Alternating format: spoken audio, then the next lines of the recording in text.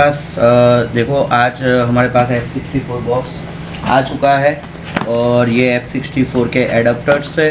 ये एडाप्टर्स है, पीछे चेन्नई की लैंग्वेज में लिखा है, तमिल में। तो ये है Indian box, Indian maker box है। तो इसमें एडाप्टर्स है ये सारे। तो आज मैं आपको दिखाऊंगा कि F64 और EasyZTech के अंदर क्या क्या फंक्शन है और कैसे वर्क करेगा। सबसे पहले मैं अनबॉक्सिंग बता देता हूँ कि इसके अंदर क्या आया है और कैसे इसके अंदर ये दिया हुआ है। तो ये एक केबल की दिया हुआ है जो मेडूसा में आता है, सेम टू सेम वैसा केबल है। मेडूसा में जो केबल आता है उसके जैसा सेम टू सेम केबल है। उसके बाद ये बॉक्स है, बॉक्स के अच्छे से पैक किया हुआ है।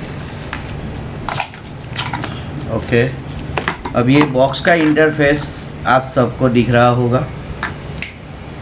बॉक्स का इंटरफेस आप सबको दिख रहा होगा और यहाँ पे आप देख सकते हो कि नेक्स्ट और ये बटन दिए हुए हैं और यहाँ पे उसको वोल्टेज देने के लिए यहाँ पे 5 वोल्टेज का इनपुट दिया हुआ है। और उसके बाद मैं आपको, तो ये मेमोरी कार्ड टाइप का एक ISP एडाप्टर दिया गया है और यहाँ पे 2 SPR की ऑन ऑफ स्विच दी हुई है, eMMC के रिलेटेड है। और सेम टू सेम जो हमारा मेडूसा के अंदर आता है वैसा ही सेम एडाप्टर है। उसके अलावा यहाँ पे पिन डालने के लिए कुछ दिया हुआ है और साथ में आपको दिखा देता हूँ और इन लोगों ने क्या क्या दिया है।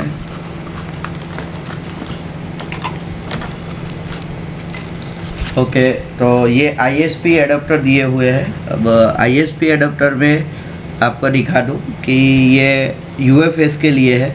ये सेम टू सेम इन्होंने बनाया है। पहले जो XTC क्लिप आता था, XTC क्लिप जो ATC के लिए आता था, उसका same to same module in लोगों ने कॉपी किया हुआ है।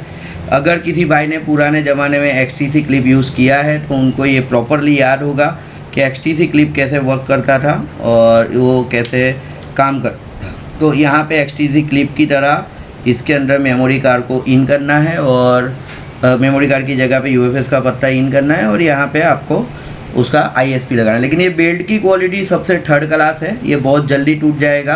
तो इन लोगों ने ये क्वालिटी के लिए सोचो कि ये एडाप्टर बेचने के लिए अलग से ये लोग एक पेमेंट की मेथड यूज़ करेंगे, मतलब इससे अच्छे खासे पेमेंट कमाएंगे। उसके बाद eMMC के भी ISP दिए हुए हैं जिसमें डाटा, क्लॉक और ग्राउंड दिए हुए है, लेकिन वोल्टेज के लिए कोई ऑप्शन नहीं दिया हुआ है और इसको भी सेम तरीके से यहाँ से इन करना है। ठीक है, तो ये मेमोरी कार्ड सिस्टम इसमें भी है। तो इसमें भी आप मेमोरी कार्ड सिस्टम से ही इसके अंदर आपको इसको यहाँ पे इन करना है। यहाँ पे तो ऑप्शन नहीं है, यहाँ पे ही इन होगा और ये जा नहीं रहा। हाँ, अब गया। तो ये ISP एडाप्टर रहेगा और एक ये केबल भी दिया हुआ है जो यहाँ पे पिन के हिसाब से लगेगा। इसका यूज़ आगे चल के क्या होता है मैं आपको आगे चल के अपडेट में बताऊंगा कि इसका यूज़ इन लोगों ने लगभग ISP के लिए ही दिया है। तो इस टाइप की क्वालिटी की जो इन लोगों ने प्रोडक्ट बनाई है, आप देख सकते हो। ये जो बेल्ट है वो XTC क्लिप जैसा बेल्ट बनाया है। XTC क्लिप यानी जिन लोगों ने XTC क्लिप यूज़ किया है उनको पता है कि सबसे ज़्यादा ये बेल्ट ख़राब होता था और इसको हमको ख़रीदना पड़ता था। अब हम इसको रख देते हैं और मैं इसका इंटरफेस कैसे डाउनलोड करना है ये सारी चीज़ें आपको मैं यहाँ पे दिखाने वाला हूँ। अब ये बॉक्स है और बॉक्स के साथ ये वाला जो एडाप्टर है वो ISP के लिए है, हम इसको भी साइड पे रखते हैं और ये बॉक्स को अभी साइड पे रखते हैं। उसके अलावा इन लोगों ने एक एडाप्टर दिया है eMMC के लिए 4-in-1। तो मैं आपको वो एडाप्टर की क्वालिटी दिखा रहा हूँ। ये है आपका BGA 221 के लिए है, यहाँ पे BGA 221 के लिए है और ये है BGA 254 के लिए, यानी ये eMMC के लिए। ये 162 जो कि अब 3G मॉडल की आती नहीं है, 153 आती है, 153 के लिए। जो इसकी जो बिल्ड क्वालिटी है वो सेम टू सेम मेडूसा को कॉपी की हुई है।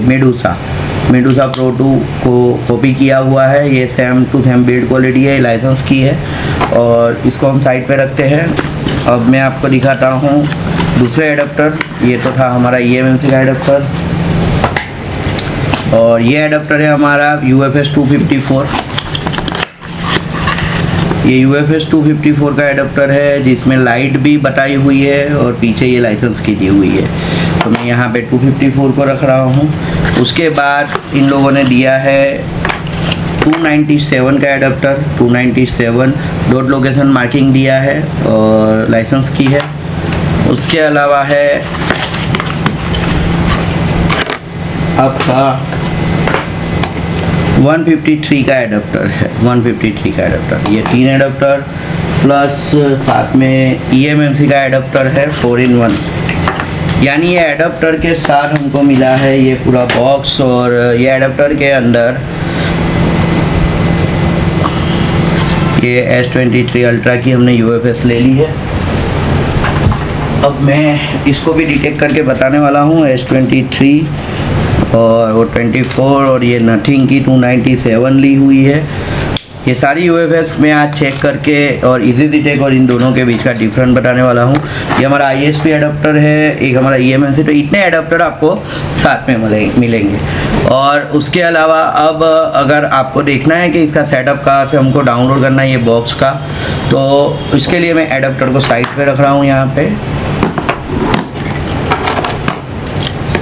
सबसे पहले आपको जाना है गूगल में, और गूगल में जाके आपको एक वेबसाइट बताता हूँ जिसका नाम है रवि गौतम टूल्स।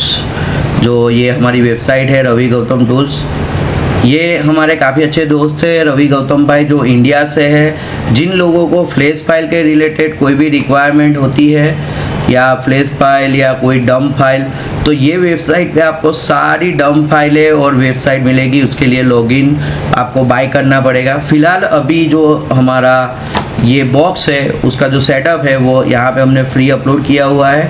तो यहाँ बॉक्स और डोंगल में जाना है और इसी के अंदर अभी नया जो दिख रहा होगा फ्लैश 64 बॉक्स का सेटअप, यहाँ से आपको इसको डाउनलोड करना है। तो जिसको भी ये वेबसाइट परचेस करनी है तो डिस्क्रिप्शन में मैं रवि भाई का नंबर देता हूँ, आप लॉगिन खरीद सकते हो। और ये अभी फ़िलहाल के तौर पे विजिटर हमारा लॉगिन मांग रहा है, हमने लॉगिन कर दिया है और विजिटर के लिए फ्री रखी हुई है। तो आप यहाँ पे जाके डाउनलोड कर सकते हो फ्लैश 64 को। तो ये वेबसाइट के अंदर आपको काफ़ी सारी डंप फाइलें मिल जाएगी और काफ़ी लेटेस्ट फाइलें, जैसे मोटरोला की फाइलें हैं, नथिंग की फाइलें हैं। तो मेरे को तो काफ़ी अच्छी ये वेबसाइट लगती है और ये वेबसाइट के ऊपर मेरे को काफ़ी सारी हेल्प मिल जाती है। तो आप लोगों से रिक्वेस्ट है कि यहाँ पे देखो ये मोटरोला की सारी फाइलें हैं।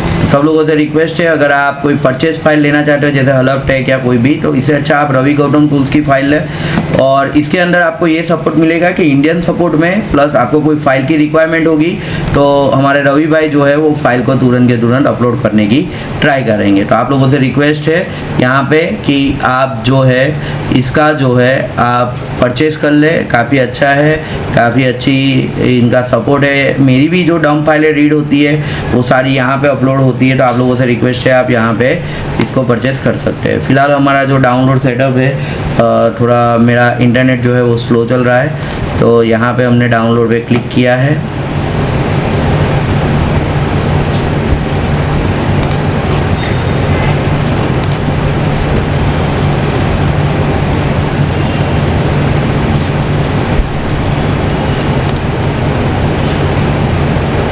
पासवर्ड है 123 जो हमारे रवि भाई ने रखा हुआ है, पासवर्ड भी साथ में दिया हुआ है, आप पासवर्ड यूज़ कर सकते हो।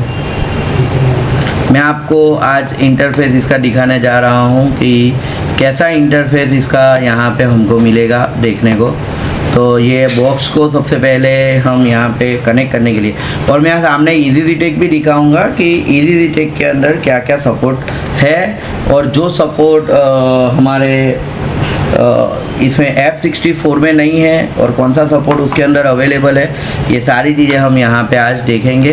अगर आपने हमारे वीडियो को लाइक सब्सक्राइब और शेयर नहीं किया तो आप शेयर सब्सक्राइब और लाइक कर लीजिए, अपने दोस्तों को शेयर कर दीजिए ताकि उनको ये ज़्यादा से ज़्यादा इन्फॉर्मेशन मिल सके।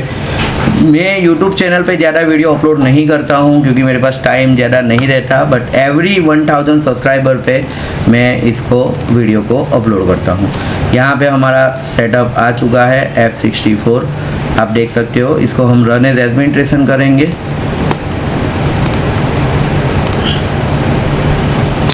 और बॉक्स को हम यहाँ पे USB के ज़रिए कनेक्ट करेंगे।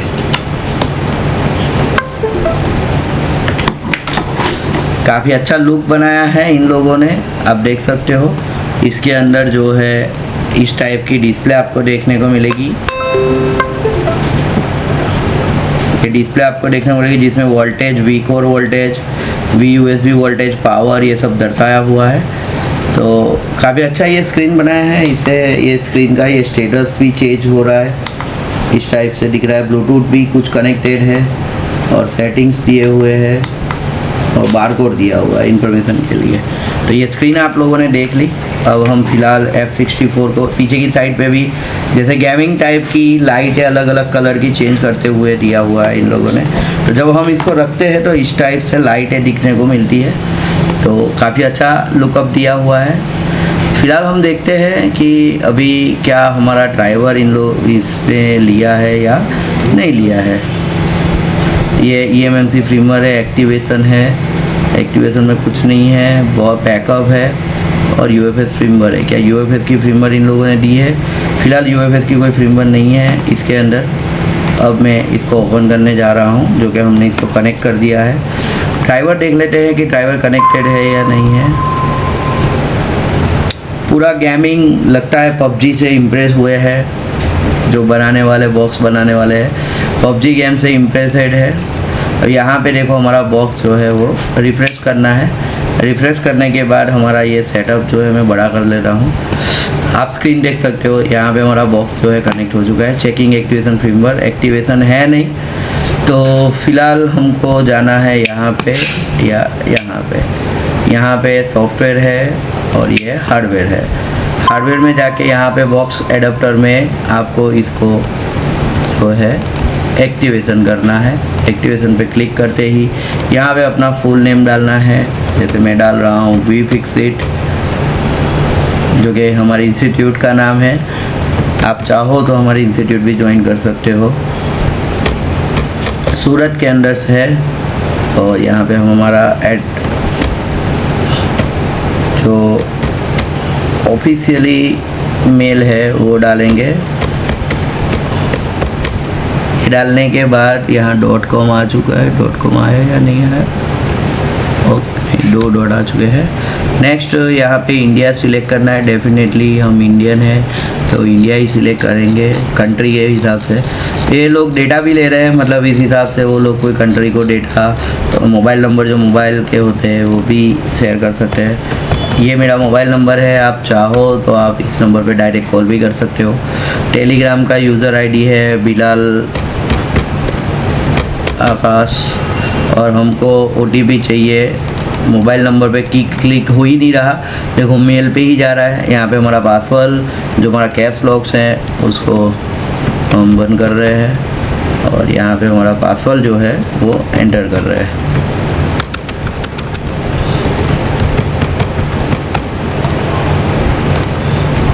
यहाँ पे रजिस्टर ऑनलाइन टास्क हो रहा है।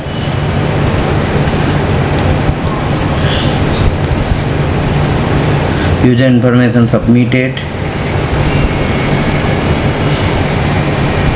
रिक्वेस्ट टू OTP, जो हमारी मेल आईडी पे OTP आया है। बहुत फास्ट OTP आता है इन लोगों का।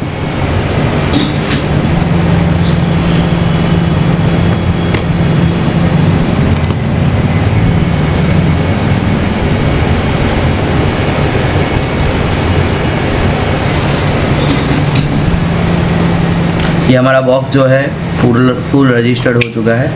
अब यहाँ पे हम बॉक्स कनेक्ट कर रहे हैं, जो checking activation file to server. Activation file okay हो चुकी है। और अब ये क्या था, ये कैलिब्रेट टू वोल्टेज करना था, वो कर लेते हैं हम।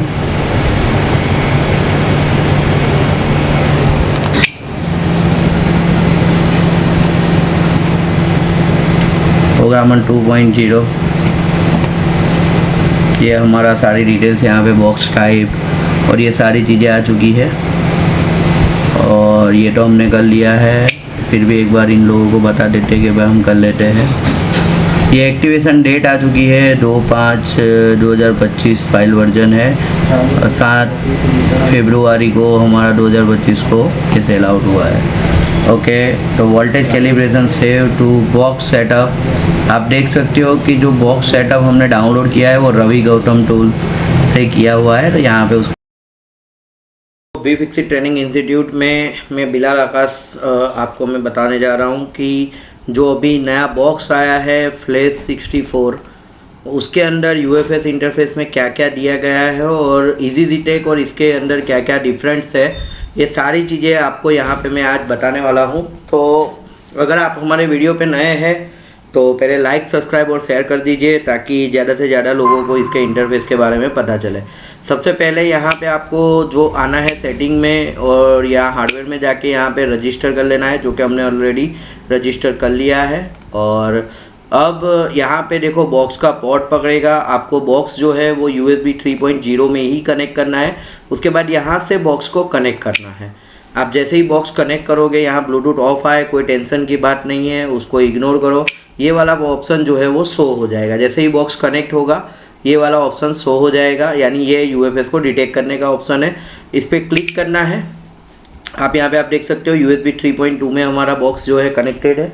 जैसे ही आप कनेक्ट करोगे यहाँ पे हमारी UFS BGA 254 सक्सेसफुली गेट 3 के अंदर कनेक्ट हो चुकी है। और ये UFS के अंदर जितने लॉजिक यूनिक है, जो 6 लॉजिक यूनिक है क्वालकॉम की है, यहाँ पे इसकी हेल्थ बता दी गई है, RPM भी काउंटर बताया गया है, जो EasyZTech के अंदर भी आपको ये चीज़ दिखाएगा। फिर ये एंड्रॉयड इन्फॉर्मेशन लेता है, अगर ये ऑटोमेटिक बैकअप भी लेता है। अगर ये बैकअप को स्किप करना है तो शिफ्ट की दबाओगे तो ये बैकअप ऑटोमेटिकली स्किप हो जाएगा, क्योंकि ये सारे पार्टीशन का बैकअप ऑटोमेटिकली ले लेता है।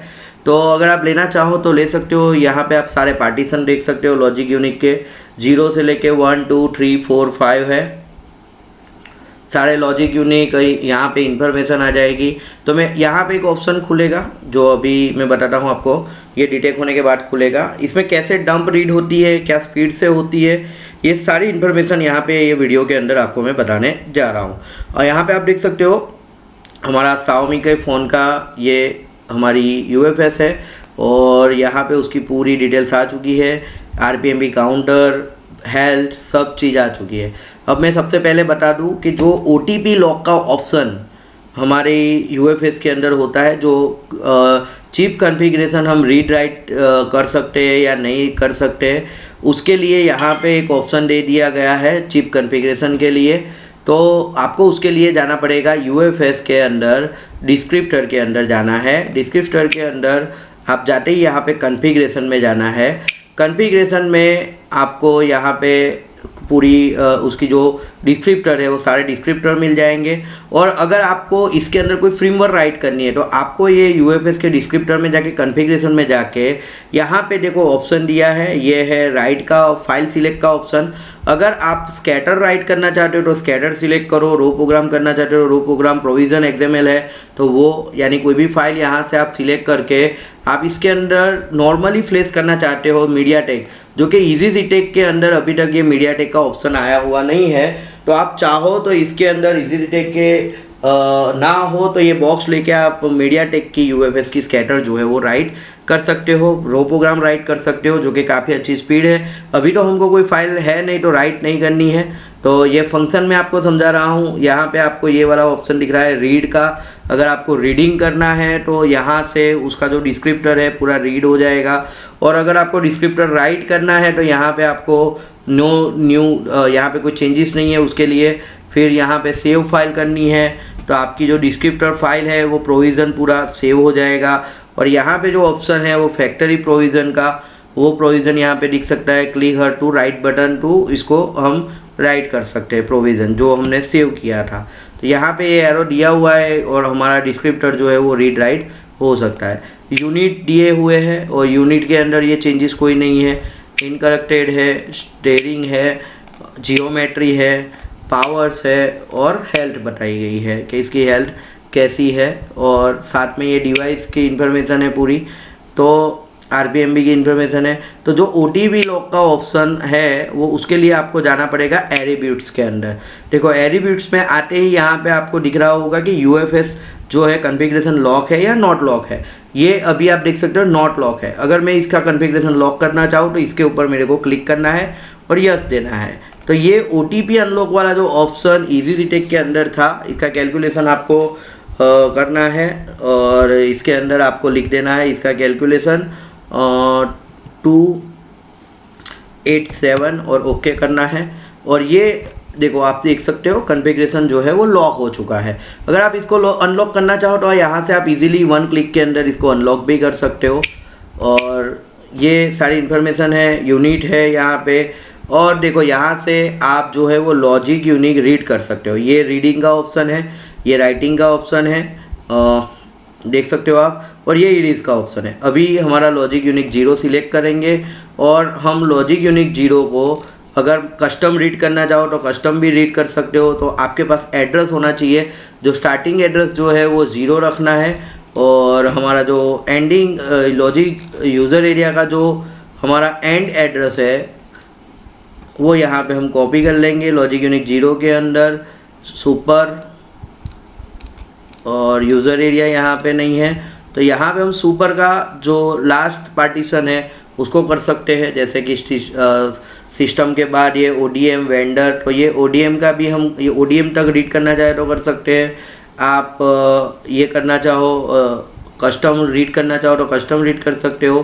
तो यहाँ पे हम अभी जो रीड कर रहे हैं वो मान के चलो हम अभी ये जो हमारी UFS है वो है 128 GB की। तो मैं मान के चलो मेरे को अभी 4 GB का लॉजिक यूनिक 0 रीड करना है। कितना GB? 4 GB। 4 GB को मैं यहाँ सिलेक्ट करूँगा, यहाँ रीड पे ऑप्शन पे क्लिक करूँगा। ये हमको पूछेगा आपको कहाँ रखना है। हम डेस्कटॉप के ऊपर इसको Xiaomi का फोल्डर बना देते हैं और Xiaomi के फोल्डर के अंदर हम ये लॉजिक यूनिक 0 को सेव करेंगे। तो ये हमारा रीडिंग जो है वो स्टार्ट हो चुका है और काफ़ी अच्छी रीडिंग की स्पीड है। यहाँ पे देखो 4 GB जो है वो रीडिंग हो रहा है और जो रीडिंग का टाइमिंग भी है यहाँ पे लिख के आ जाएगा। फ़िलहाल इसके नीचे जो है स्पीड अभी नहीं दिखा रहा है, वरना जो नया इंटरफेस आएगा इसके अंदर शायद उसकी स्पीड दिखा दे। तो आप देख सकते हो कि इसकी 4 GB जो रीडिंग है, रीडिंग में हमको मिनिमम 4 से 5 मिनट के अंदर ये जो रीडिंग है वो फिनिश हो जाएगा। 4 GB का रीडिंग है, 4 GB यानी रीडिंग बहुत फास्ट है UFS के लिए। तो EasyTech के अंदर यही स्पीड जो है वो 4 MB/s है, तो स्लो रीडिंग होता है। ये देखो हमारा 4 GB का जो है वो 108 MB/s पे 37 सेकंड में रीड हो गया। अब यहाँ पे हम रीड करेंगे लॉजिक यूनिक 1, इसको सिलेक्ट करेंगे, वही जगह पे हम इसको सेव करेंगे।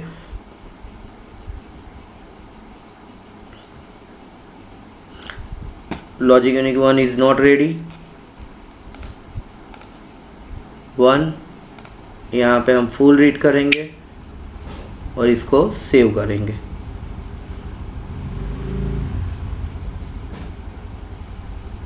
ये हमारा लॉजिक यूनिक 1 नॉट रेडी दिखा रहा है। हम 2 को रीड कर रहे हैं, वो भी फुल ही रीड करेंगे 2 को।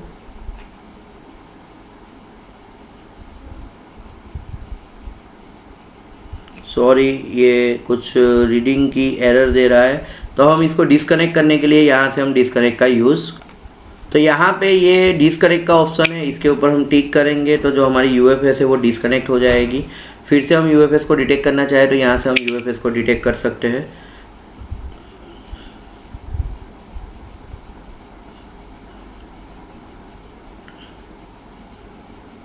ये हमारी UFS जो है वो डिटेक्ट हो चुकी है।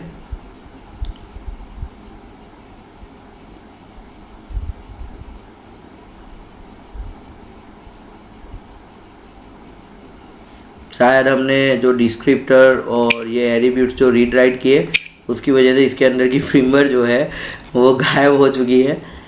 तो इसमें दूसरा ऑप्शन जो मैं आपको बताना चाहूँगा फंक्शन में कि ये जो डिस्क्रिप्टर एट्रीब्यूट्स फ्लैग्स है, यहाँ पे आप डंप रीड कर सकते हो और वही डंप को आप राइट कर सकते हो। यहाँ से आप लॉजिक यूनिक को इरेज कर सकते हो, लॉजिक यूनिक 0 को इरेज कर सकते हो। इसी तरह आप लॉजिक यूनिक दूसरे जो है लॉजिक यूनिक को आप इरेज कर सकते हो आराम से। तो ये सारी चीज़ें जो इसमें दी गई है लॉजिक यूनिक के लिए, ये प्रोविज़न है। प्रोविज़न डायरेक्टली इसके अंदर रीड हो जाता है, यानी प्रोविज़न मतलब आपका जो होता है चिप कॉन्फ़िगरेशन जिसको आप बोलते हो, तो आप प्रोविज़न जो है वो डायरेक्टली इसके अंदर जो है ये कर, लेकिन प्रोविज़न राइट करने के लिए यहाँ पे ये चीज़ जो है वो लॉक नहीं होनी चाहिए। उसके अलावा इसके अंदर जो राइट बाय वेंडर मैंने आपको दिखाया डिस्क्रिप्टर में जाके, और यहाँ पे आप देख सकते हो कि RFFE जो नेटवर्क सेक्शन के लिए यूज़ होती है उसके हैक्स एड्रेस को रीड कर पाएगा। ये I2C का ऑप्शन दिया है, SDSCL के जरिए कोई IC को रीड करना राइट करना है, और UART जो हमारा कोई भी बॉक्स होगा UART बेस्ड IC होगी उसको, MI का MI अकाउंट यहाँ से रिमूव कर सकते हो, MI रिमूव क्लॉक अकाउंट, और MT के प्रेलोडर पार्सर आप सबको पता होगा कि eMMC या UFS सपोर्टेड है वो चेक करने के लिए। Samsung I understand use this future external purpose to on device, तो यहाँ पे आप सैमसंग का यूज़ कर सकते हो, जो कि अभी तक इसका फंक्शन जो है वो अभी वर्किंग में आया नहीं है। ये UFS है, ये UFS का फंक्शन है। यहाँ पे आप RPMB का ऑप्शन भी दिया है, आप RPMB भी UFS में राइट कर सकते हो। यहाँ पार्टीशन का ऑप्शन है, यानी सारे लॉजिक यूनिक जो है आप एक एक करके राइट करना चाहो तो यहाँ लॉजिक यूनिक सिलेक्ट करके आप यहाँ से डायरेक्टली राइट कर सकते हो। बिफोर यूजिंग राइट या रीड राइट, ये सारी चीज़ें यहाँ पे आपको दिखेगी। ये राइटिंग जो है वो स्टार्ट हो चुकी है, जो हमारा 4 GB का डंप हमने पहले लिया था वही राइट हो रहा है, जो कि ब्लैंक डंप था तो इसके अंदर ब्लैंक ही राइट होगा। पार्टीशन का ऑप्शन है, यहाँ पे ग्राफ का ऑप्शन है कि लॉजिक यूनिक कितना है, कितने आपने डिस्क के अंदर से कितने यूनिक को आपने यूज़ किया हुआ है। जेडेक ऑप्शन है, इसकी जो इंफॉर्मेशन है जेडेक की जो IC की होती है वो है। SCSI है, जो जेडेक सिस्टम ही है SCSI। यहाँ पे इसकी स्पीड आपको दिख रही होगी, बहुत छोटी सी स्क्रीन दी है, स्पीड में ये राइट हो चुकी है, आप देख सकते हो। तो मैं एक अब वर्किंग UFS लेके इसकी डंप रीड करके और परफेक्टली बताता हूँ। फंक्शन तो आप सबको पता चल गए होंगे, ये पार्टीशन का फंक्शन है, और ये पार्टीशन के अंदर ही FRP का ऑप्शन दे दिया है, यूज़र लॉक का ऑप्शन दिया है, और फैक्ट्री रीसेट का ऑप्शन। यहाँ से MBR पार्टीशन कर सकते हो, जो GPD करते हैं हम। अगर आपकी eMMC MBR बेस है तो MBR कर सकते हो, अगर आपकी eMMC GPD बेस है तो आप GPD बेस भी यहाँ पे MBR पार्टीशन GPD पार्टीशन जो है वो राइट कर सकते हो। यहाँ पे आप इन्वर्टर कर सकते हो कि एक फाइल के अंदर से दूसरी फाइल आपको इन्वर्ट करनी है सर्च करके, तो वो चीज़ कर सकते हो। और बाकी इसमें कोई नया नहीं है, USB फंक्शन नहीं है। जो इजी डिटेक्ट के अंदर USB फंक्शन है वो USB मेथड इसके अंदर अभी आई नहीं है। और फिलहाल स्पीड के मामले में बहुत अच्छा है, जैसे like as a MIPI tester से तो काफ़ी अच्छा है। MIPI टेस्टर में पैसा डालने से बेटर है कि ये अच्छा है। अब मैं दूसरी UFS लेता हूँ, इसको डिस्कनेक्ट करता हूँ। सबसे पहले UFS को डिस्कनेक्ट करना कंपलसरी ज़रूरी है, और डिस्कनेक्ट करने के बाद आपको कोई दूसरी UFS लगा के मैं आपको दिखाता हूँ। यह हमने दूसरी UFS लगाई है।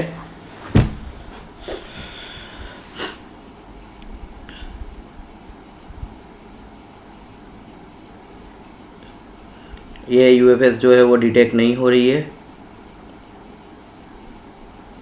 इनका टास्क अपलोड हो चुका है। तो हम दूसरी कोई UFS लेते हैं, ये डिटेक्ट नहीं हुई है।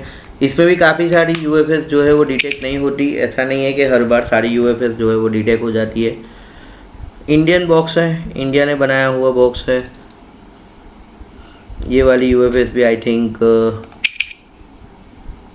डिटेक्ट नहीं कर पा रहा है। ये जैसे ही UFS डिटेक्ट होगी यहाँ पे चिप का लोगो आ जाएगा, यहाँ चिप की इंफॉर्मेशन आ जाती है। तो ये भी डिटेक्ट नहीं हो रही है, तो इसको हम निकाल लेते हैं अभी। फ़िलहाल के तौर पे मैंने BGA 153 इसके अंदर काफ़ी सारी डिटेक्ट करने की कोशिश की है, लेकिन इसका जो सॉकेट है वो BGA 153 के लिए बेटर नहीं है। जो इजी डिटेक्ट जो UFS डिटेक्ट करता है, ये वही UFS को कभी कभी डिटेक्ट नहीं कर रहा है। जैसे S23 अल्ट्रा S24 अल्ट्रा की मैंने UFS डिटेक्ट करने की ट्राई की, लेकिन देखो आप यहाँ पे आप देख सकते हो जो UFS है वो इजी डिटेक्ट करता है, वही UFS ये जो है वो डिटेक्ट नहीं कर पा रहा है। तो ऑप्शनली हमको इजी डिटेक्ट तो रखना ही पड़ेगा, अदरवाइज हमारा काम जो है वो अटक जाएगा। ये भी आई थिंक डिटेक्ट नहीं हो रही है, फेल्ड ही करेगी। हाँ, फेल्ड ही आ रहा है मैन्युअली। तो हम दूसरी कोई UFS लेते हैं अभी, शायद डिटेक्ट हो जाए।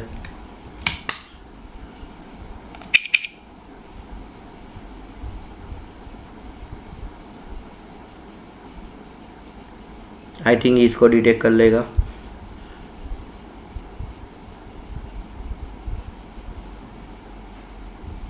नहीं नहीं नहीं नहीं, इसको भी डिटेक्ट नहीं कर रहा है। आप देख सकते हो कि मैं आपके सामने कितनी यूएफएस एक एक करके लगा रहा हूँ, और हमारा जो बॉक्स है वो उसको प्रॉपर तरीके से डिटेक्ट नहीं कर पा रहा है। तो ये भी आई थिंक डिटेक्ट नहीं मार रहा है, शायद वेट करते हैं हम लोग।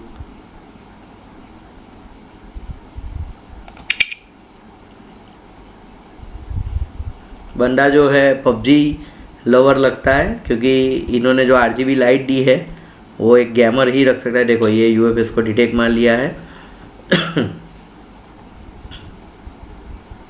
जो कि ये भी इरेज है, हमारी यूएफएस ऑलरेडी इरेज कर चुका हूँ मैं।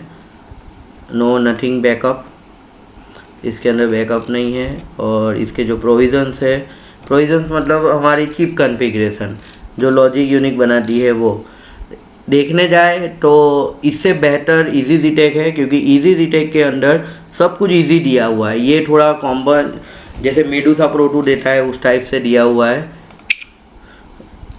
EMMC के मामले में तो इजी डिटेक्ट के पल्ले कोई नहीं आएगा, तो मेरे हिसाब से तो इजी डिटेक्ट बेस्ट है फ्लैश 64 से। जो लोग बाय करना चाहते हैं, जिन लोगों के पास इजी डिटेक्ट है, वो लोग इसके अंदर पैसा वेस्ट ना करें। हाँ, स्पीड के लिए या डंप रीडिंग के लिए अगर इसमें इन्वेस्टमेंट करना है तो आप कर सकते हो। जो फंक्शन इजी डिटेक्ट के अंदर है वो इसके अंदर है ही नहीं।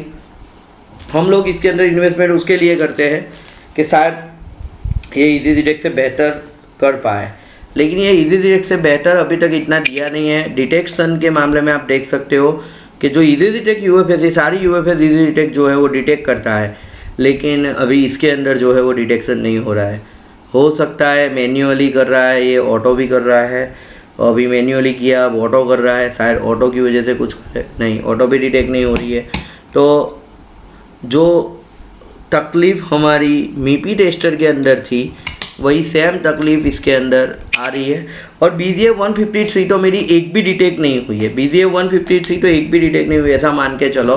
मैंने बहुत सारी BGA 153 लगभग नहीं तो भी 20 से 30 डिटेक्ट मारी, पर इसके अंदर डिटेक्ट नहीं हुई है। ये यूएफएस डिटेक्ट हो चुकी है और ऑलरेडी ये भी इरेज हो चुकी है हमारी। नहीं, इसमें है लॉजिक यूनिक, और आई थिंक ये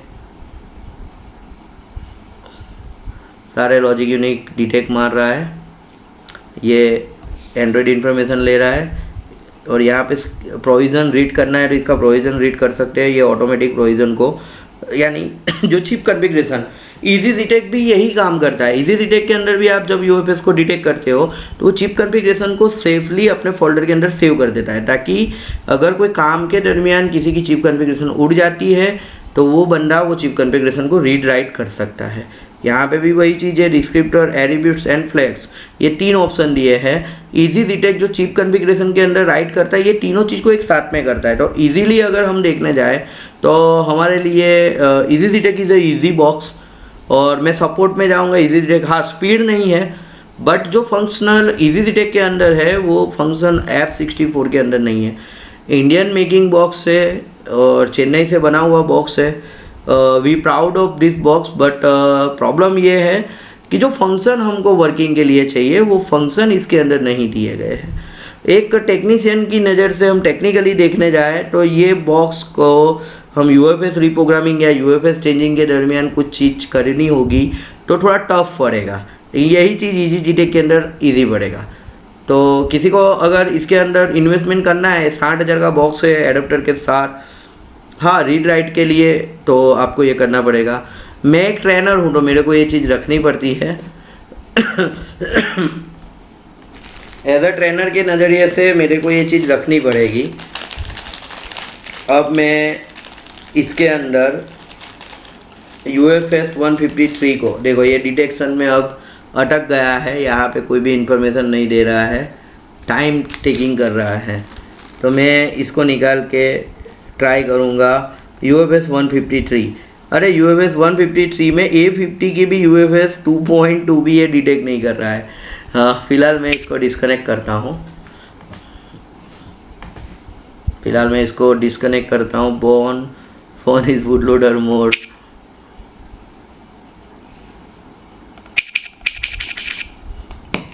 डिटेक्ट नहीं हो रही है। तो मैं अभी BGA 153 आपके सामने बॉक्स जो है वो लगाने जा रहा हूँ। ये बॉक्स जो है वो रिमूव हो चुका है, हमारा यहाँ पे आ चुका है। अब हम इसको कनेक्ट करेंगे और आपके ही सामने मैं सारी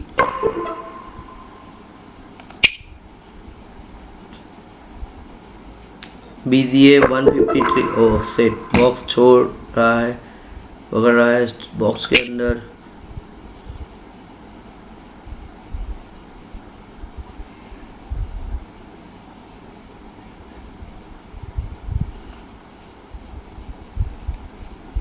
ये ऑप्शन आ चुका है। अब मैं यहाँ पे UFS के जो फंक्शन है दूसरे, डंप रीड करना, अगर BGA 153 हमारी डिटेक्ट हो गई तो इसको 100% स्टेब्लिश कनेक्शन बता रहा है। लगता है बॉक्स को हमको फिर से यहाँ पे USB का ऑप्शन नहीं आया, तो सेटअप को क्लोज कर देते हैं हम और सेटअप फिर से ओपन करते हैं। तो बहुत सारे जो स्टूडेंट हैं, अगर वो ऐसा बोलते हैं कि सर ये लेना चाहिए या नहीं लेना चाहिए, तो उन लोगों से मेरी सजेशन है अभी वेट करो, इसके अंदर इन्वेस्टमेंट ना करो और इन्वेस्टमेंट करने में उतावल मत करो, थोड़ा वेट करो। अगर आपके पास EasyCTech नहीं है तो पहले EasyCTech बाय करो, क्योंकि जो फंक्शन EasyCTech के अंदर जैसे फाइल मैनेजर है, EFM है, EasyCTech प्लस 2 बॉक्स है, ये सारे बॉक्स में जो ऑप्शंस दिए हैं अलग अलग, तो वो इजी है और यूज़र फ्रेंडली है। इन शॉर्टली मैं कहने जाऊँ तो वो यूज़र फ्रेंडली है। तो अब यहाँ पे मैं फिर से डिटेक्ट करने जा रहा हूँ। UFS 153 है, आप देख सकते हो 3.2 में मैंने कनेक्ट किया है।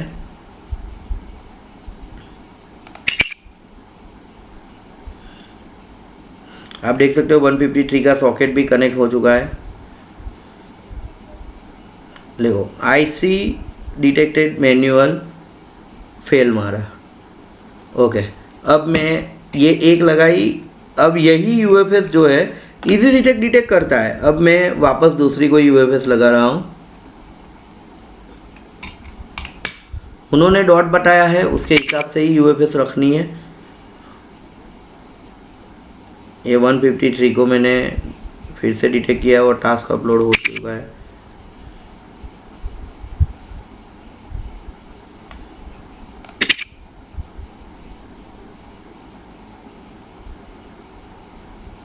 No result.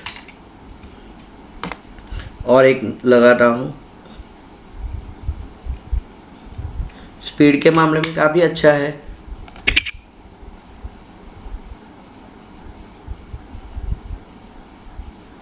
ये भी नो डिटेक्शन। आप जहाँ से भी बाय करो भाई, पहले कंफर्म कर लेना 153 एक भी उनके बॉक्स एडाप्टर में डिटेक्ट नहीं हो सकती। हाँ, हो सकता है वो लोग आगे चल के इसका कुछ मॉडिफिकेशन लाए। ये जितनी UFS मैं रखते जा रहा हूँ वो सारी UFS मेरे को EasyCTech ने डिटेक्ट करके दी हुई है। EasyCTech के अंदर सारी UFS मैं डिटेक्ट कर चुका हूँ ऑलरेडी। No task failed.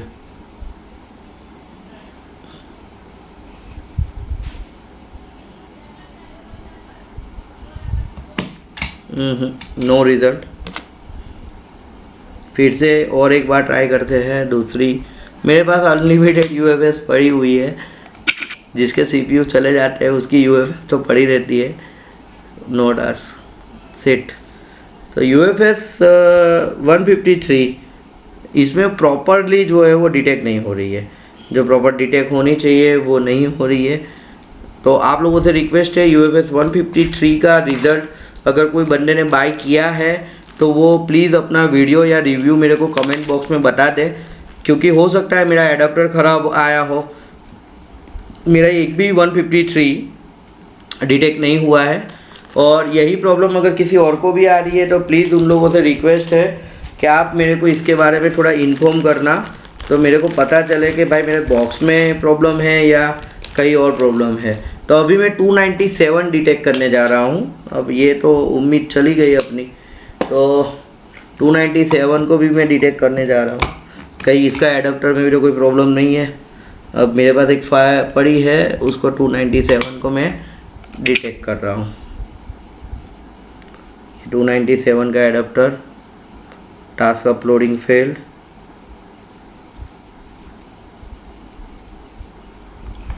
एक काम करते हैं, बॉक्स को रिकनेक्ट करते हैं, हो सकता है बॉक्स में कुछ ये आया हो, क्योंकि ये वीडियो तो वो लोग भी देखेंगे, वो लोग देखेंगे तो मेरे को गालियाँ देंगे कि यार ये तो हमारे बॉक्स की वाट लगा रहा है।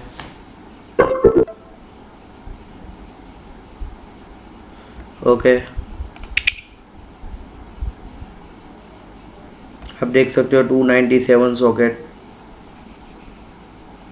क्या कर रहा है ये बॉक्स।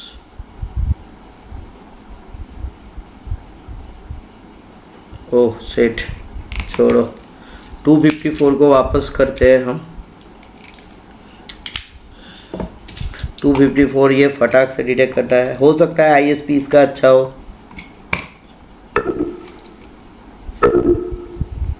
बॉक्स हमने रिमूव किया है, फिर से कनेक्ट करते हैं।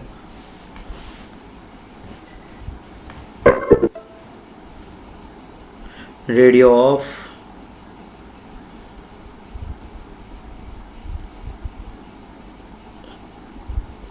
डॉट लोकेशन के हिसाब से हम UFS इसके अंदर रख रहे हैं।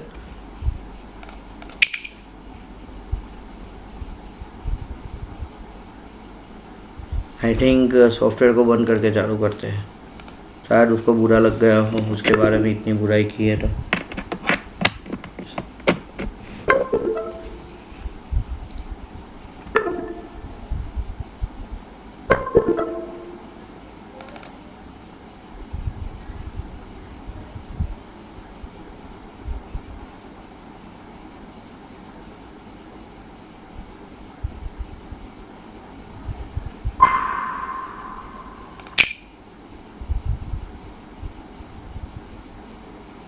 बॉक्स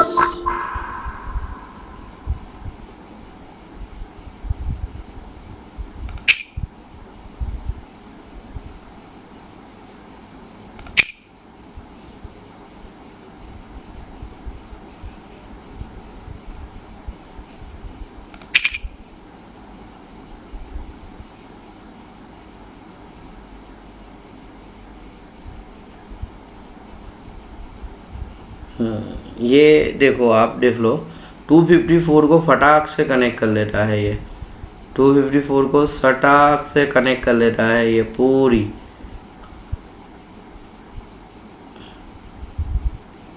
अब ये प्रोविज़न ले रहा है उसका पूरा एट्रीब्यूट्स और ये सारी चीज़ें।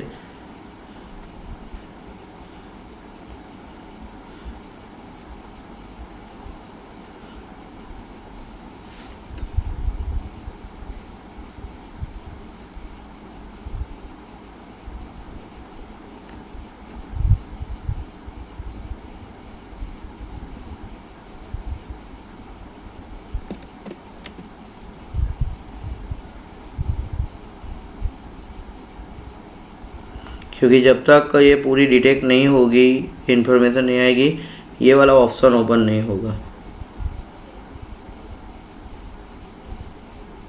यानी अगर कोई फाइल एरर है तो भी ये यहाँ पे डिटेक्ट करने में असफल रह रहा है।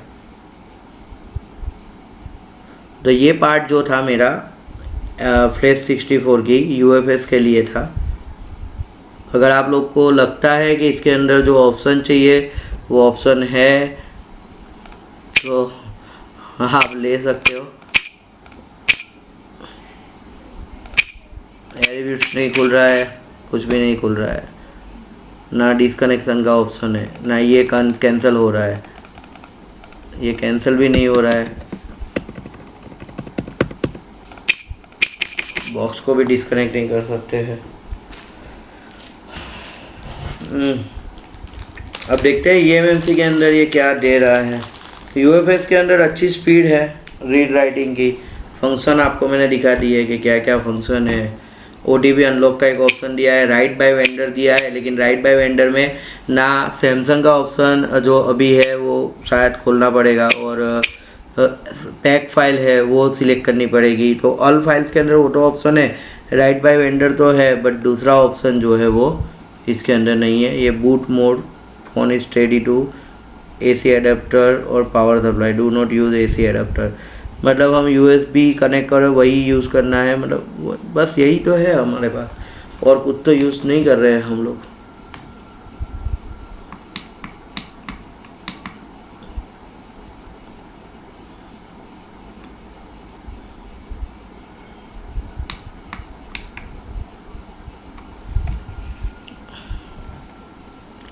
नहीं डिटेक्ट कर रहा है। अब हम देखते हैं और क्या डिटेक्ट कर सकता है ये eMMC को डिटेक्ट करते हैं। अब इसको निकाल के हम eMMC अडेप्टर जो है वो लगा रहे हैं।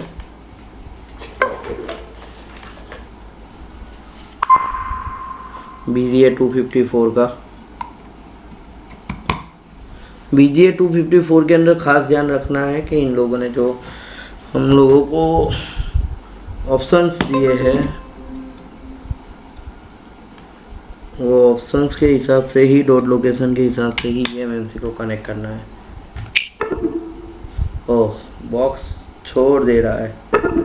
SMI USB memory card use,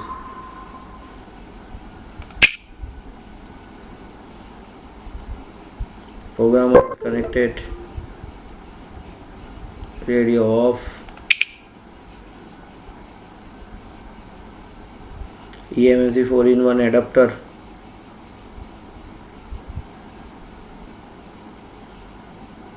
eMMC successfully connected,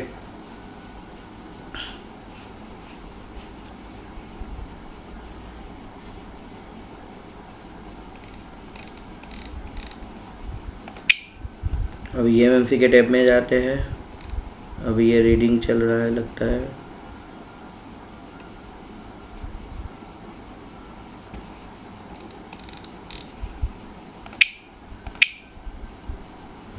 provision दिए हुए हैं यहाँ पे, आप जो है आपका GP पार्टीशन कर सकते हैं, यहाँ पे उसका बूट कॉन्फ़िगरेशन सिलेक्ट कर सकते हैं। ये वाला ऑप्शन जो है ऊपर से हम बड़ा करते हैं तो शायद दिख जाए। इन लोगों ने ये जो स्क्रीन है वो बहुत टफ दी हुई है। एडवांस टास्क है, प्रोविज़न है, ये वही है राइट बाय वेंडर। आप चाहो तो उसके अंदर eMMC का बैकअप बाइनरी कर सकते हो। Factory reset, write to eMMC, ये FW के लिए है, रीसेट चेंजेस है, और ओपन फाइल है। पार्टीशन में जाते हैं तो पार्टीशन यहाँ नहीं दिख रहा है। जेडेक है, ग्राफ में यूज़र एरिया ओनली दिख रहा है। एडवांस टास्क अभी तक खुला नहीं है। ये फंक्शन जो है temporary right protection, permanent right protection, हाँ अब खुला है, कुछ आया। बहुत टाइम लगा डिटेक्शन करने में, आप लोग ही देख सकते हो। अकेले रीड राइटिंग स्पीड से कुछ नहीं होता। Automatic backup, external CHD,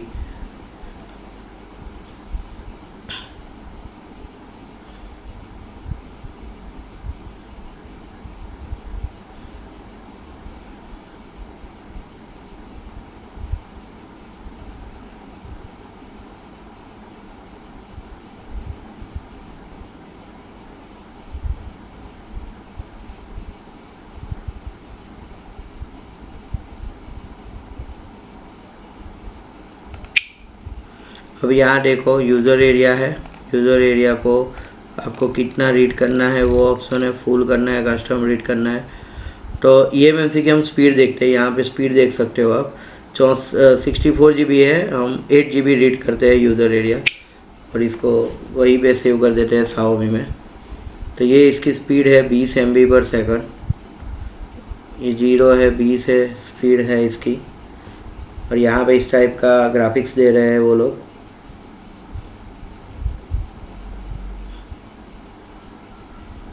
RPMB का ऑप्शन है eMMC के अंदर। ये स्पीड देखो, स्पीड 20 MB पर सेकंड आ रही है। जो वीडियो में 200 MB 400 MB पर सेकंड दिखा रहे हैं, बट इसके अंदर 20 MB पर सेकंड ही आ रही है।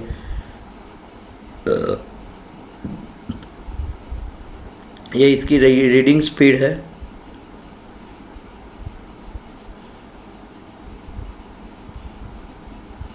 फिलहाल मैं इसको स्टॉप करता हूँ। स्टॉप भी नहीं ले रहा है, ये रहा स्टॉप। ओके, हमने करंट टास्क को स्टॉप कर दिया है। और इसके अंदर पार्टीशन का ऑप्शन है, GP1 GP2 आप देख सकते हो यहाँ पे। बूट एरिया की साइज जो हमारा बूट 1 और बूट 2 है उसकी साइज़ को हम बढ़ा सकते हैं, घटा सकते हैं। RPM की साइज़ को बढ़ाना है, घटाना है। तो यहाँ पे ये इसके ऑप्शन है, राइट EMMC, रीसेट चेंजेस। अगर आपके पास उसकी डायरेक्ट फाइल है तो आप एक्सटर्नल CSD सिलेक्ट करके भी ये सारी चीज़ें कर सकते हो।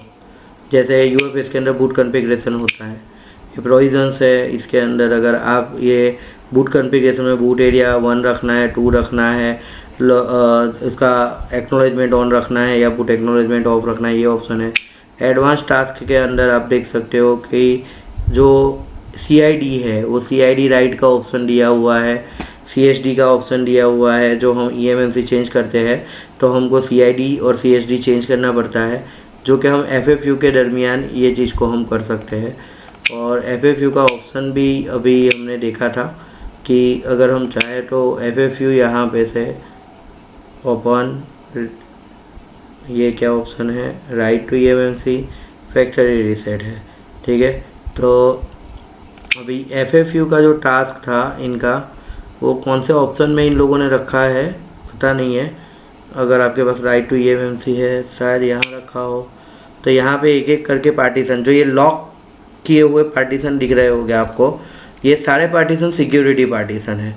तो अगर आप चाहो तो ये एक एक करके ऐसे रीड करना चाहो तो यहाँ से आप इसको रीड कर सकते हो, एक एक करके जो पार्टीशन रीड करना है। या आपको FRP अनलॉक करना है तो यहाँ आना पड़ेगा, FRP पार्टीशन सिलेक्ट करेंगे तो ये FRP पार्टीशन को इरेज कर देगा। फिर ये टास्क डन लिखेगा। अगर आपको यूज़र पार्टीशन हटाना है तो आप यूज़र पार्टीशन को इरेज कर सकते हो, यूज़र डेटा को। GP ऑप्शन है, यहाँ पे आपका अनपैक का ऑप्शन है, आप अनपैक कर सकते हो। और FFU का ऑप्शन कहाँ है, नो आइडिया, यहाँ दिख नहीं रहा है मेरे को कहीं पे भी FFU का ऑप्शन। इन लोगों ने काफ़ी सारी चीज़ें नीचे छुपा के रखी हुई है जो हमको यहाँ पे नहीं दिख रही है। राइट प्रोटेक्शन का ऑप्शन है, factory reset, write to EMMC, reset changes, ये ओपन फाइल, बूट कॉन्फ़िगरेशन का ऑप्शन है। ये राइट प्रोटेक्शन का ऑप्शन है, ये जिप एरिया का ऑप्शन है। ये पार्टीशन आ गए हमारे। तो इसके अंदर तो हम राइट टू EMMC के ज़रिए चिप कॉन्फ़िगरेशन जैसा ऑप्शन है, प्रोविजंस है, उसमें बूट कॉन्फ़िगरेशन दे दिया। एडवांस टास्क है, ये शायद सैमसंग, यहाँ क्लिक करते हैं तो कुछ आता है, या दूसरा कोई ऑप्शन यहाँ पे इन लोगों ने अभी तक खोल के नहीं रखा है। तो FFU रीड राइट का जो ऑप्शन है शायद इसके अंदर हो, इसमें FFU का ऑप्शन है। हाँ, ये रहा FFU। आप चाहो तो ये EMMC की FFU जो है वो पूरी स्किप फ्रेमवर्क के साथ इसको कर सकते हो, फुल फैक्ट्री के साथ।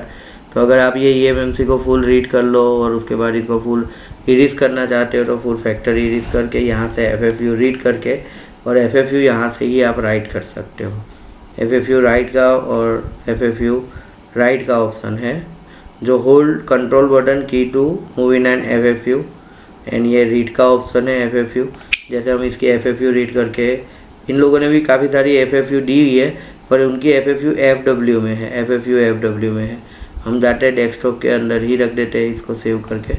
तो ये FFU जो है रीड हो रही है, हम जाते हैं मेन टास्क के ऊपर, ये FFU रीड हो रही है।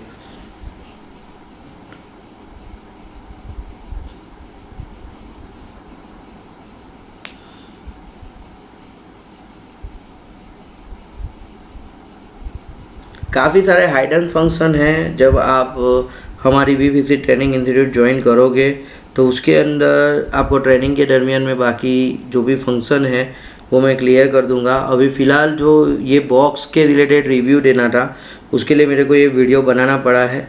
अगर आपको ये वीडियो अच्छा लगा है तो आप अपने दोस्तों के साथ शेयर करो, उनको बताओ कि ये बॉक्स लेने जैसा है या नहीं है, क्योंकि इजी डिटेक्ट के चलते इसके अंदर जो ऑप्शन होने चाहिए वो ऑप्शन थोड़े बहुत कम है।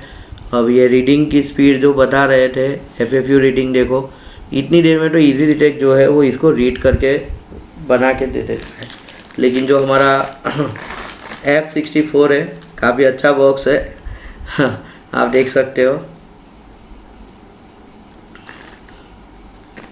और ये इंटरफेस के अंदर पता नहीं क्या प्रॉब्लम है, इनके काफ़ी सारे फंक्शन यहाँ पे हाइड हो जा रहे हैं। लेटेस्ट सॉफ्टवेयर है फिर भी इन लोगों का शायद नया अपडेट के अंदर ये प्रॉब्लम सॉल्व हो जाए। काफ़ी अच्छा खासा टाइम ले रहा है ये रीडिंग में।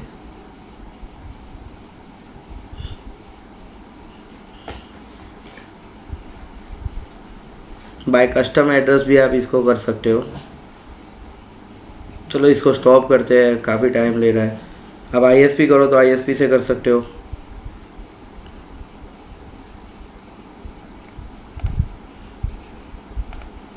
स्टॉप करते हैं इसको। उड़ा दिया क्या, और भी देख लेते हैं स्टॉप करने में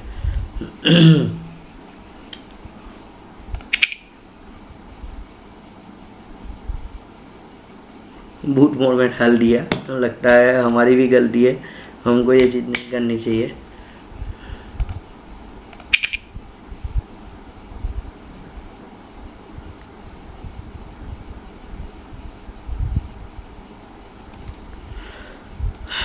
तो ये F64 के जो अल्ट्रा है उसका रिव्यू था। अगर आपको हमारा वीडियो अच्छा लगा हो और आपको लग रहा है कि ये बॉक्स लेने जैसा, तो आप कहीं से भी ऑर्डर करके मंगवा लो। मैंने स्पेशली ZS मलिक भाई से मैंने मंगवाया है और उनके पास ही फर्स्ट आया था इंडिया में, तो उनका मैसेज आया मेरे पे कि बिलाल भाई आ चुका है। एज अ ट्रेनर मेरे को तो बाय करना पड़ता है, क्योंकि काफ़ी सारे स्टूडेंट जब मेरे पास आते हैं तो मेरे को पूछते हैं कि सर क्या आप ये सिखाओगे, ये सिखाओगे। तो ये सारी चीज़ें जो है मेरे को रखनी पड़ती है हम लोगों को। तो हमको जब ट्रेनिंग के दरमियान इसको सब समझाना रहता है तो उसके लिए हमको बाय करना पड़ता है। बाकी इसमें ऐसा कुछ है नहीं। और मेरी सजेशन ये रहेगी, easy detect is a best box. देखो ये EMM से डिटेक्ट कर लिए इसने। पार्टीशन एरिया देखो डिटेक्ट करने में काफ़ी टाइम ले रहा है। ये बोल रहे हैं स्पीड बहुत अच्छी है, स्पीड बहुत अच्छी है।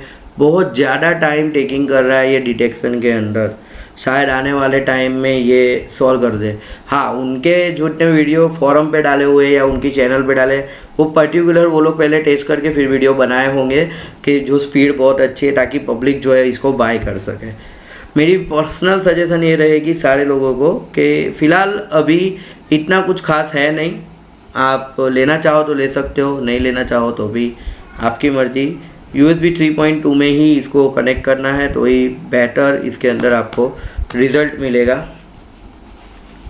बाकी आपकी मर्ज़ी, आपका पैसा है, आपको कैसा ठीक लगता है आप कर सकते हो। मेरी ये सजेशन रहे कि फ़िलहाल के तौर पे जो मेरे स्टूडेंट हैं उन लोगों को कि अभी जो है इसके ऊपर इन्वेस्ट ना करो। आप पहले जो है आप इजी डिटेक्ट को चलाना सीख जाओ, तो ये चीज़ें चलाना बहुत इजी रहेगा। ये थोड़ा कॉम्बिनेशन टाइप में मेडूसा जैसा दे दिया है। मेडूसा और ये दोनों भाई है। देखो अब डिटेक्ट कर रहा है। हाँ, अभी डिटेक्ट हुआ। EMMC इतना टाइम लेता है तो सोचो कि भाई UFS में फिर क्या करेगा ये बंदा। आप ही देख लो।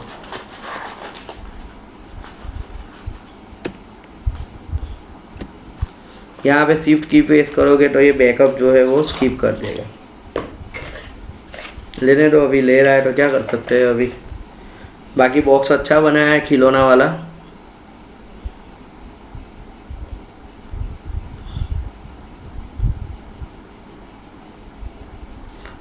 आपको फंक्शन EMMC में भी सेम है जो UFS के अंदर है। ये पार्टीशन ये सब खुल गया देखो ऑटोमेटिकली। और ये पार्टीशन जो UFS में दिखाते हैं वही पार्टीशन यहाँ से आप FRP रीसेट यूज़र लॉक हटा सकते हो। प्रोविजंस आपने देख लिया, ये आपने देख लिया, ये आपने देख लिया। और कुछ है नहीं बड़ी बात इसके अंदर। बस ये फंक्शन तो सेम ही मिलेगा आपको जो है UART। और ये इन लोगों का सेटिंग है जो RGB लाइट लगाई है। ये ऑनलाइन शॉप है उन लोगों की।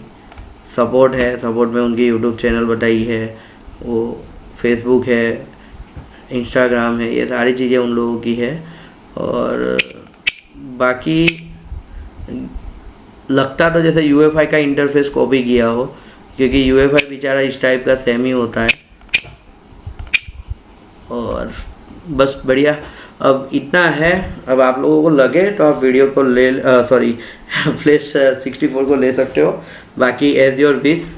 और मेरी लास्ट में सजेशन ये रहेगी कि जितने भी यूज़र्स है, आप एक बार जो है हमारे रवि गौतम सर की जो वेबसाइट है, एक बार ये वेबसाइट को भी देख लिया करो। वेबसाइट के ऊपर भी आपको काफ़ी सारी जो सिस्टम है, मतलब कि जो डंप फाइलें हैं और फ्लैश फाइलें हैं, बहुत यूनिक और लेटेस्ट मिलेगी।